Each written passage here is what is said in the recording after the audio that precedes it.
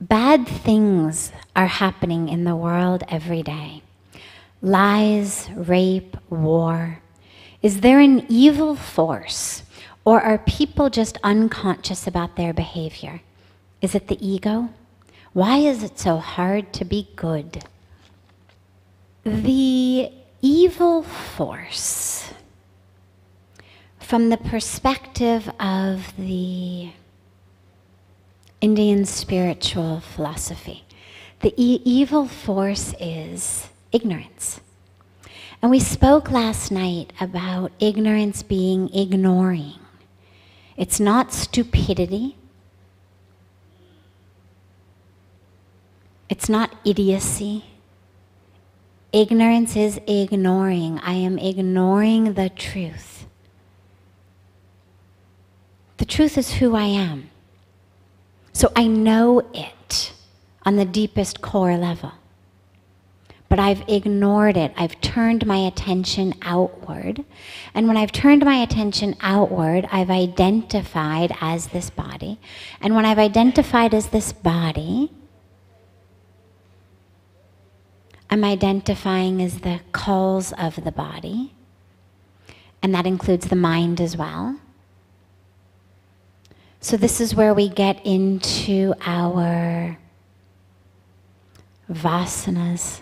We get into these emotional states, the vices, lust, greed, anger, ego, all of that. All of that is a product of ignoring who I really am and identifying as this body mind, what it has, what it can do, where it's from, what color it is. And when I move like that, well, then I make choices rooted in separation. And so I need power. I need possessions. I need pleasure. Why do I need them? Because I am this body, and this body is very small, and it's meager, and it's degenerating. And so in order to feel okay about myself, I need more. More money, more power, more pleasure, whatever my thing may be. And this is the root of the evil that we're seeing in the world. All of it is rooted in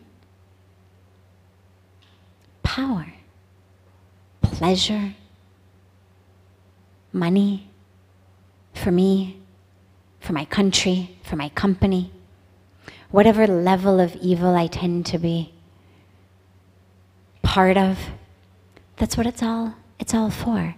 And so it's not some external evil force that's taken over the world. It's that each of us is choosing to ignore the truth of who we are, which means that the answer is for each of us to remember who we are and to move through the world, remembering and seeing. Because as I've repeated several times, what that does is it creates the space for others to remember. And we become, it's not just that then I'm a happier and healthier and more peaceful person, but I'm literally energetically transmitting that and creating the space for others to be like that. And lastly, why is it so hard to be good? It's not hard to be good. We just have to be clear of what good means to us. If I'm clear, if I remember that good is in line with myself. And this is, look, take a moment and ask yourselves, personally, just the moments in your life when you've experienced the greatest level of joy, the happiest moments of your life. Does anyone have a happiest moment in your life that involved harming or oppressing another being in any way? Does anyone have a happiest moment of their life that involved stealing something from another being, from the earth, in any way. Our happiest moments are always moments of deep connection of my true self to the capital S, supreme, eternal, divine self that I experience outside of me, whether I experience just in the form of God, so it's me connecting with God, whether it's me connecting with a tree, a sunset, a spouse, a loved one, my child, my parent, my guru. These are the moments that our real happiness is based in. And so when we think about goodness, it's not hard to be good if I'm aware of what good means to me. And if goodness is that which stems out of me being connected to myself so that I therefore can connect with the divine in the world, well, those are the choices I'm going to make.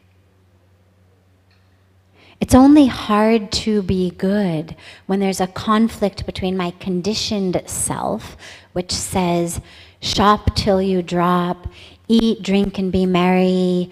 The one who, dies with the most toys wins. When I've got a conflict between that and my actual experience of joy, which doesn't come from those things, then I've got this conflict, then it's hard.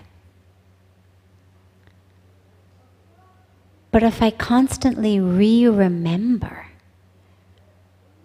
what my own experience of goodness is, then I'm able to move through the world with that.